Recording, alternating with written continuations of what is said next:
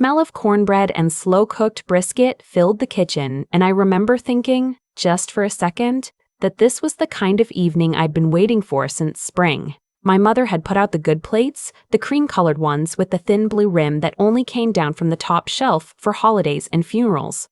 The dining room was lit by 2 pillar candles she dug out of the buffet drawer, and somebody had turned on the porch lights, even though it wasn't dark yet. The whole house smelled like onions and butter and that cinnamon hand soap she keeps in the powder room. I was 31, married a little over 4 years, and standing at the counter helping her plate the green beans when I heard the gravel crunch in the driveway. My mother's hands stopped moving. She set the serving spoon down very carefully on the edge of the casserole dish, like it might shatter if she let it drop, and she said, "He's here. Oh my lord, he's actually here." My younger brother had been gone for what felt like the entire decade. He'd enlisted right out of high school, and after his second contract, he told us he wasn't coming home for a while, that he had some things to figure out and some places to be. We'd gotten postcards from Germany, 1 phone call from a number in Bahrain, and exactly 3 Christmas cards in 11 years. My mother kept them in a drawer in the hutch, and once, when I helped her clean it out, I saw she put them in a Ziploc bag like they were evidence. So when he called in early October and said he was finally coming back to Ohio, that he wanted to see everybody, that he had stories and he had photos and he had things he wanted to say in person, my mother lost about 6 pounds in 2 weeks just from nerves. She cleaned the baseboards. She bought new dish towels. She asked me 3 times whether I thought we should serve wine. My husband Nathan came in from the garage drying his hands on a paper towel. He'd been out there with my father for an hour, pretending to look at the lawnmower. Nathan is 42, 11 years older than me, and most of what he's done for the last 2 decades he can't really talk about. He'd worked for the government in some capacity I never quite understood, retired the previous spring, and now he taught a single class at the community college and read books about the Romans on the back porch. I knew what some of his work had been, because we'd been married 4 years and a person picks things up. But I knew better than to ask anything specific, and he knew better than to volunteer. He looked at me when the car door slammed outside, and I saw something settle across his face. It wasn't a frown. It was the look he gets when he's listening to a sound nobody else can hear yet. "You good?" he said. "I'm good," I said. "Are you good? I'm going to be quiet tonight." "You let me be quiet." "Okay." I didn't think anything of it. Nathan is quiet most of the time anyway. My brother walked in through the side door, the way he always used to. Ducking under the wind chime my mother had been hanging in that doorway since I was in middle school. He was wearing his dress blues. He had the white cover under his arm and the gloves tucked into his belt, and he looked, I'm going to be honest with you, he looked like a recruitment poster. He had the ribbons. He had the squared shoulders. He had a tan he hadn't had in any photograph he'd ever sent us. My mother made a noise I hope I never have to hear again. Half a sob, half a laugh.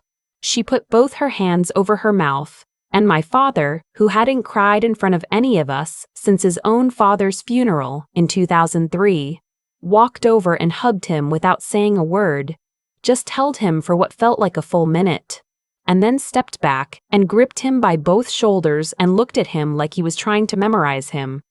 "There he is," my father said. "There's my boy." My brother grinned. He had the same grin he'd had when he was 17, and that, more than anything, was what undid me. I started crying right there, at the kitchen counter, with the serving spoon in my hand and the casserole steam rising into my face, and I didn't even try to hide it. We sat down to dinner.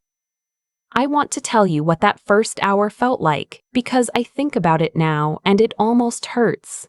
We passed the brisket around and my brother said grace, which he hadn't done since he was a kid, and my mother kept touching his sleeve like she had to keep checking he was actually there. He told stories. God, he told stories. He talked about a sandstorm that buried a Humvee, and a chaplain who carried a Bible signed by Johnny Cash, and a kid from Tennessee who taught him to whistle through a blade of grass. He talked about a convoy outside Mosul, and a friend named Hutch who hadn't made it home, and a bronze star he'd been awarded but hadn't worn tonight because, he said, it didn't feel right to show up to your mom's house wearing medals. Nathan ate. Nathan listened. Nathan didn't say a word for 45 minutes. About the time my mother brought out the pecan pie, my brother started telling a story about a village near the Syrian border, and how his team had spent a Christmas Eve there, and how they'd handed out chocolate bars to kids in a courtyard. He laughed in the middle of it. He said the kids had called him by the wrong name for 3 days because they couldn't pronounce his actual one. And I felt, more than saw, Nathan shift in his chair next to me. He didn't do anything dramatic. He just leaned over and refilled my water glass, and as he did, with his face close to my ear, he said, very quietly, "Honey, before this goes any further, I need you to pull his records." I almost dropped the glass. I turned to look at him, and his face was the same face it had been all night. Calm, patient. He was buttering a piece of cornbread. "What?" I whispered. "Tomorrow," he said, quietly. "I'll help you. Nathan, trust me." And the worst part, the part I keep coming back to, is that my brother saw us whispering. He looked across the table with the candle flickering between us, and he smiled at me.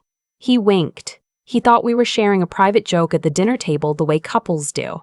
He raised his glass to me like, "Cheers, kid, isn't this nice?" I smiled back. I don't know how, but I smiled back. I raised my glass and I toasted my brother across our mother's good plates, and I drank the wine. And the whole time I felt like there was a stone sliding down the inside of my chest. We stayed another 2 hours. My brother showed my father a tattoo on his forearm, a unit insignia he said his platoon had all gotten together one weekend in North Carolina. He let my mother frame one of the photos he brought, a picture of him in body armor, standing in front of a guard tower. She put it on the mantle that night between the wedding portrait and the photo of me graduating from Ohio State, and she touched the frame 3 different times before we left. In the car on the way home, I waited until we were out of the neighborhood. I waited until we were on the county road with the headlights cutting through cornfields and nothing on the radio.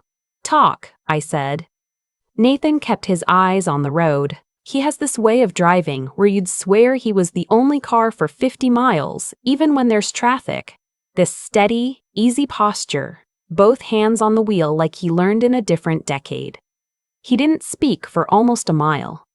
"There's a couple of things," he finally said. "Tell me." He said he was at Camp Lejeune for his MOS school. The way he said it, he was talking about it like it was Army infantry training. "Lejeune is Marine Corps, sweetheart. He's wearing a Marine uniform." He shouldn't have to be reminded what Lejeune is. Maybe he misspoke. Maybe. He also said his unit was in Mosul in 2017. And he said the Bronze Star citation was for actions in Helmand. I looked at him. "Helmand is Afghanistan," he said. "Mosul is Iraq. Those are different countries. They're different deployments." Not impossible, but he told the Helmand story like it was the same trip. "Okay. And the ribbons? What about them?" He let out a breath. He didn't sigh. Nathan doesn't sigh. He just lets some of the air out of him. "The order is wrong," he said. "And one of them, the 1/3 from the top on his left side, I don't recognize it. I should recognize it. I've been around uniforms my entire adult life. Either it's a Foreign Service Award, which would be unusual for an E6, or it's a unit citation I've never seen, which is, possible, or it's not a real ribbon. Nathan, I'm not saying anything yet. I'm saying we run a check. I'm saying there's a database. It takes about 10 minutes. If it comes back clean, I'll be the first person to apologize to him, and I'll mean it. And if it doesn't?" He was quiet for a long time. "Then we figure out what we want to do about it," he said, "together, as a family, before this gets worse. I want you to understand something. I love my brother. I have loved him since I was 4 years old, and I held him in the hospital and the nurse helped me put my hand under his head. I have loved him through every fight, every silent stretch, every birthday he missed. When he didn't come home for our grandmother's funeral, I told myself he must have had a reason. When he missed my wedding, I told myself the same thing. I have spent my entire adult life making excuses for a man I haven't seen in person since I was 20. So when Nathan said, "We run a check," what I wanted to say was, "Absolutely not. Get out of my car. How dare you?" What I almost said was, "You don't even know him. You've met him exactly one time, and you're going to do this." What I actually said after a long time was, "Don't tell anyone yet." Not my parents. Of course not. I want to see it myself. Okay. I want to be the one to look at it. Okay, he said again, first thing in the morning. I didn't sleep. I lay in our bed, listening to Nathan breathe, and I watched the digital clock click over to 2014 and 3039 and 450, and somewhere around 5 I gave up and went downstairs and made coffee in the dark. Nathan came down a little before 7. He didn't say anything. He sat at the kitchen table with his laptop and I sat next to him and he made some phone calls. He used a name I'd never heard him use before, and he gave somebody on the other end a string of numbers that meant nothing to me, and within 40 minutes there was a PDF on his screen. I want to tell you exactly what I saw, because I think you deserve to know. My brother's discharge was not honorable. It was an other than honorable, dated almost 6 years ago. The basis was a pattern of misconduct, including unauthorized absence and a positive drug screen during an inpatient program he had not completed. He had been a Marine. That part was real. He had served 1 full enlistment and re-upped for a second, which is also real. But in his 3rd year of the second contract, he had stopped showing up, and after a series of warnings and a counseling chain that I read with my hand pressed against my mouth, he had been separated administratively. He had never been to Mosul. He had never been to Helmand. His deployments, both of them, had been to Okinawa. There was no Bronze Star. The ribbons on his chest at our mother's dinner table the night before, 4 of them were ribbons he had not earned. I sat at the kitchen table and I looked at that PDF, and I did not cry. I felt a kind of cold come up through my feet and settle in my stomach. Nathan put his hand on my back, between my shoulder blades, and just kept it there. "How long?" I finally said. "How long what?" "How long has he been doing this?"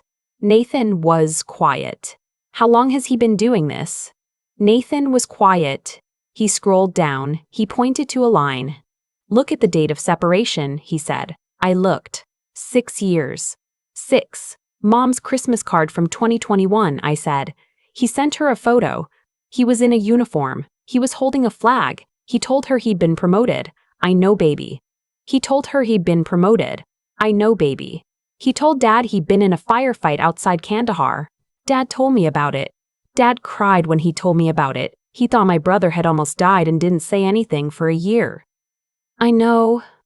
He let Mom hang that picture on the mantle last night. Last night, Nath. He came in our parents' house in a uniform he doesn't have the right to wear, and he sat at her table, and he ate her brisket, and he told her stories about people who never existed. Nathan didn't answer. He just kept his hand on my back. I want to skip ahead now, because I cannot stand to write out the part where I drove over to my parents' house that afternoon and sat in my mother's living room and tried to figure out how to say what I had to say. I'll just tell you I didn't. I lost my nerve. My mother was in the kitchen making a list of all the people she wanted to invite to a welcome home barbecue, and my father was on the phone with the local American Legion post because my brother had asked the night before whether he could come speak to the membership about his service. I sat on her flowered sofa and I listened to my parents make plans to celebrate a lie, and I couldn't open my mouth. I went home. I told Nathan I couldn't do it. He didn't push. He said, "Then we go to him directly." I called my brother that night and asked him to come to our house for lunch the next day. Just him. I told him I had something I wanted to show him from when we were kids. I told him I'd missed him. He came at noon. He pulled into our driveway in a rented sedan, and he came up the walk in jeans and a Marine Corps sweatshirt, and he hugged me so hard at the door that for one terrible second I almost lost my nerve again. He was my baby brother. He smelled like the same aftershave our father used to wear. He brought me a little tin of buttercream cookies from a bakery near our parents' house, the kind we used to fight over when we were little. I made him a sandwich. Nathan sat at the end of the table with his hands folded. I said, I need you to tell me about Okinawa." The room got very still. He looked at me. He looked at Nathan. He looked at the tin of cookies on the table between us, and his face went through about 4 expressions in 2 seconds, and the one it settled on was the one I will remember for the rest of my life. It wasn't anger. It wasn't even shock. It was something more like exhaustion, like a man who had been carrying a weight for so long he didn't know how to put it down. "How?" he said. "My husband ran your records." He didn't argue, he didn't deny anything. He didn't say, "You have no right." He just looked at his sandwich and he put his hands flat on the table and he sat there breathing. After a minute, he said, "I was going to tell you." "When?" "I don't know." "How long has it been?" He couldn't answer. "How long has it been since the discharge, I mean?" "Not since the lying." "I already know about that. Almost 6 years. 6 years you've been telling our mother you were deployed." "Yeah." 6 years you've been telling our father you were a hero." "Yeah." 6 years. "Yeah." I didn't yell. I want to make that clear. I have replayed this lunch in my head 1,000 times, and one of the small mercies I give myself is that I did not yell at him. I sat across the table from my brother and I asked him questions in the kind of voice you use when you're talking to a child who has broken something he shouldn't have been holding. "Why?" I said. He pressed the heels of his hands into his eyes. "Because the first time I told her something that wasn't true, she cried," he said. "She cried because she was so proud. And I thought I'd fix it before the next time we talked. And then, the next time we talked, she asked me about the thing I'd made up, and I made up something else. And it kept going. It kept going. And I didn't know how to stop it." "You bought a uniform." "Yes." "You bought ribbons." "Yes." "You wore them to her dinner table." He started to cry then. Not the small, controlled cry of a man trying to keep it together. He cried like a kid. He put his head down on his arms on the table, and he sobbed, and Nathan, my husband Nathan, who had every right in the world to be furious at this man, got up and went to the cabinet and brought back a box of tissues and set it down next to him and put a hand on the back of his neck for a second, and then sat back down. We talked for 3 more hours. He'd been working at a hardware store in Asheville. He'd been drinking too much. He'd been planning, somewhere in the back of his mind, to tell our parents the truth on this trip. But every time he tried to imagine the conversation, he froze up. He told me he'd been seeing a counselor on and off at the VA, but he kept missing appointments. He told me he was ashamed in a way he didn't have words for. He told me he had wanted, for a very long time, to be the son and the brother he had described in his letters home. And the longer he had pretended, the further away that person had gotten. I asked him what he wanted to do. He said, I want to tell them myself. I don't want you to tell them. Please." I asked him when. He said, "Tonight, before I lose my nerve." We drove him over. All 3 of us. Nathan stayed in the car for the first 20 minutes, which was right, because this was not his to do. I sat on my mother's flowered sofa next to my brother, and he told them everything. He told them about the discharge. He told them about the lies. He told them about the ribbons. He told them the deployments hadn't happened. He told them about the hardware store. He told them about the drinking. My father did not say anything for almost an hour. He sat in his recliner and he stared at a spot on the carpet, and his jaw moved in the way it moves when he is trying very hard not to speak before he knows what he wants to say. My mother cried. She cried quietly, the way she cries, with her hand over her mouth and her shoulders pulled in tight, and she did not interrupt him. When my brother was finished, my mother got up. I want you to know what she did, because I think about it often.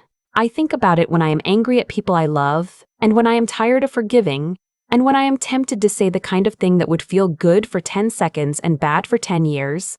My mother got up out of her chair, and she walked across the room, and she sat down on the floor in front of my brother. She knelt on her good rug, in front of her own grown son, and she put both her hands on his knees, and she looked up at him and she said, "You are still mine. You are still my child. We are going to fix this. Do you hear me?" And my brother, My decorated war hero brother, who had never been to war, put his hand on top of our mother's hand and he said, "Yes, ma'am." My father got up. He walked over and stood next to her. He didn't kneel. His knee wouldn't have allowed it. But he put his hand on my brother's shoulder and he said, "We're going to call that Legion post tomorrow. You are going to tell them the truth. Whatever it costs, you are going to tell them the truth." "Yes, sir." "And then we are going to find you a doctor." "Yes, sir." "And you are going to come home for a while." My brother nodded, and that was it. That was how it ended that night. I'm going to tell you what happened after, because I know you'd want to know. He called the Legion post the next day. The post commander, a Vietnam veteran with a voice like a gravel road, told my brother to come in and sit down and talk to him face to face, which my brother did. The post canceled the speaking event. They did not press charges, which I think they could have, technically, depending on which laws you read. My brother offered to volunteer at the post in any unpaid capacity they would let him, and to this day, 2.5 years later, he still cleans the kitchen there every Saturday morning. He sweeps. He empties the grease trap. He does not wear anything that even hints at a uniform. He moved back home for 8 months. He went to the VA. He got into a program. He stopped drinking. Completely. On a date, he is tattooed in tiny numbers on the inside of his left wrist, replacing the fake unit insignia, which he had removed with a laser at a clinic in Columbus and which my mother drove him to every appointment for. He works now at a vocational rehab center in our hometown, helping veterans, real ones, with paperwork and job applications. He is open about his discharge. He says the words "other than honorable" in the first 10 minutes of every relationship he begins. Last Thanksgiving, he stood up at our parents' table before anyone had touched the turkey, and he thanked Nathan. He said, "If my brother-in-law had not whispered to my sister to check on me, I would still be lying.